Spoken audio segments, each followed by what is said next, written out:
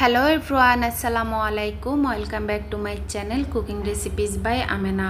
আজ আমি আপনাদের তৈরি করে দেখাবো কিভাবে খুব অল্প উপকরণে সবচেয়ে মজা করে শাপলা ভাজি করা যায়। প্রথমে 1 আটি পরিমাণ শাপলা থেকে ফুল এবং আঁশটা ছাড়িয়ে 2 থেকে 3 ইঞ্চি পরিমাণ লম্বা করে কেটে নিয়েছি। তারপর শাপলাগুলোকে খুব ভালোভাবে পানি দিয়ে ধুয়ে পরিষ্কার করে পানিটা ছাড়িয়ে নিয়েছি।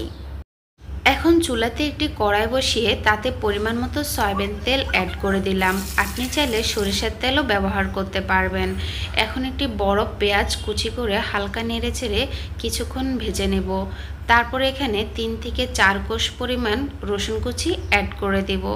রসুন এবং পেঁয়াজ নেড়েচেড়ে কিছুটা ভেজে নিয়ে তারপর 3 থেকে 4টি শুকনা মরিচ মাঝখানে কেটে দিয়ে তারপর সেটাও ভেজে নিব।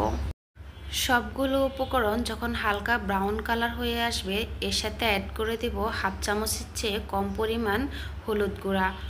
শাপলা ভাজিতে অবশ্যই সামান্য পরিমাণ হলুদ গুঁড়া দিতেই হবে, এর জন্য শাপলার কালারটা অনেক সুন্দর হবে। রান্না হওয়ার পর দেখতে একদমই ফ্যাকাশে বা কালচেটে ভাব থাকবে না। এই মুহূর্তে আমি সবগুলো শাপলা কড়াইতে দিয়ে দিলাম। প্রথমে আমি শাপলাতে লবণ হালকা কম দিয়েছি, কারণ শাপলা দেখতে অনেক বেশি মনে হলো এটা কিন্তু কিছুক্ষণ পর চুপসে অনেক কমে যাবে। যদি প্রয়োজন পড়ে তাহলে আমি পরে আরও একটু লবণ অ্যাড করে দেব। এখন সবগুলো উপকরণ খুব ভালোভাবে নেড়েচেড়ে মিশিয়ে নিচ্ছি। মনে রাখতে হবে শাপলা ভাজিতে একদমই পানি ব্যবহার করতে হয় না, কারণ শাপলা থেকে প্রচুর পরিমাণ পানি বের হবে আর সেই পানিতেই শাপলাটা খুব ভালোভাবেই বয়ল হয়ে যাবে।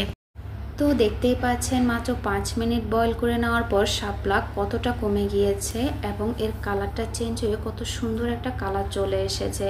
আর আপনারা একটু খেয়াল করলে দেখতে পাবেন যে শাপলা থেকে প্রচুর পরিমাণ ন্যাচারালি পানি বের হয়েছে। এখন এই পানিতে শাপলাটা সিদ্ধ হয়ে যাবে এবং পানি যখন শুকিয়ে যাবে তখন শাপলার ভাজিটা কমপ্লিট হয়ে যাবে। এখন যেহেতু বর্ষাকাল চলছে, সারা বাংলাদেশে প্রচুর পরিমাণে শাপলা পাওয়া যাচ্ছে। তো যারা শাপলা খেতে পছন্দ করেন কিন্তু প্রথমবারের মতো রান্না করতে যাচ্ছেন, সেক্ষেত্রে আপনারা মাঝে মাঝে টেস্টটা পরিবর্তন করার জন্য বিভিন্ন স্টাইলে রান্না করে দেখতে পারেন। সেক্ষেত্রে আমি কিছু টিপস শেয়ার করছি। আজকে আমি শাপলা ভাজির যে রেসিপিটা শেয়ার করলাম এটা হচ্ছে আমার জানা মতে সবচেয়ে সহজ পদ্ধতি। কিন্তু আপনি যদি শাপলা খেতে পছন্দ করেন কিন্তু কিছুদিন পর পর একই রকমই খেতে আর ভালো লাগছে না, সেক্ষেত্রে আমি আরও একটা টিপস শেয়ার করছি। প্রথমে যখন পেঁয়াজ, রসুন এবং শুকনো মরিচ তেলে দিবেন, এর সাথে হাফ চা চামচ পরিমাণ পাঁচফোড়ন দিয়ে দিবেন।